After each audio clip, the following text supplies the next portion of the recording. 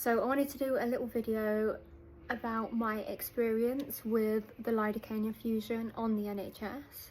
We're now about 2 hours out since my Lidocaine infusion finished, so that was today. Wait, I need coffee first. I know some people feel instant relief with Lidocaine infusions. That wasn't the case for me personally. I actually noted down some bits that I was feeling during the infusion, just because I know fibro brain fog. If I didn't, then I'd totally forget. And I wanted to be able to tell you my experience as thoroughly as possible. Firstly, got there around 7:15 a.m. It was chaos, like pure chaos. I know that the NHS has got so much on their plate, but there was just a lot of people moving around, a lot of us that were either having pain injections, lidocaine infusions, anyone from the chronic pain clinic, being moved from room to room, and it almost made you feel dizzy. I checked my blood pressure, said it was really on the low side. I don't know if it was because I had to get there so early, so I didn't eat before, because I just can't eat like first thing. But I know I've got low blood pressure anyway, so wasn't too concerned about that. So it was like 86/58 to begin with. And then at its very peak, it rose to like 110. The lady opposite me having it done was actually the polar opposite of me, because I was like super low. She was super high. At one point hers rose to 248 and they were really concerned. And apparently that is quite common with lidocaine infusion. It can increase your heart rate. So for her in particular, they had to keep stopping it, having a break of 10 minutes, seeing if the blood pressure came down, and then if it came down, they continue. They had to do that literally like 3-4 times with her. Whereas with me, I didn't have any issues with blood pressure being too high, so mine didn't get stopped at any point. But that's something worth bearing in mind. So the amount of lidocaine they give you depends on how much you weigh. For me, they gave me 35 milligrams, grams, mil, I don't know, doctors help me out, but 35 over an hour and a half.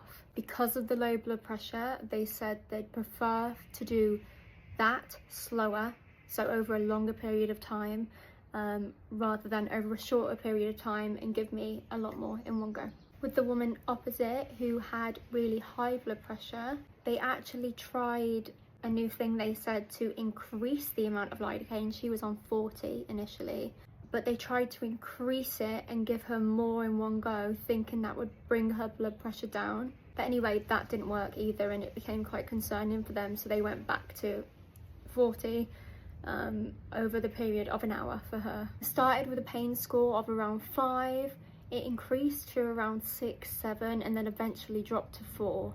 Oh, one thing worth mentioning is when they first started the infusion, my chest did get tight. I do have asthma, it's worth mentioning that, but the feeling was like all of a sudden, and then it eased within like 2 minutes. With about 15 minutes to go as well, I suddenly started to get really cold.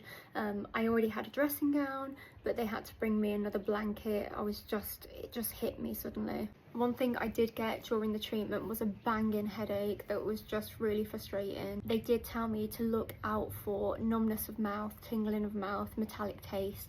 I didn't get that. I did get a numb face at one point.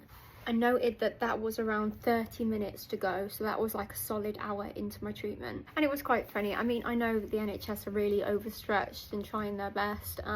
It was not a relaxing experience or that organised. But as a person anyway, rightly or wrongly, I try and take the fun in situations. I try and make them light-hearted, so even though this comedy of errors things were happening, I just kind of took it in my stride. About halfway through my treatment, the battery started flashing on this like machine I was being infused by that looked like something from the 70s or 80s, and it was like battery low, battery about to die, and I was like, oh god. But yeah, no point always stressing, because what you gonna do?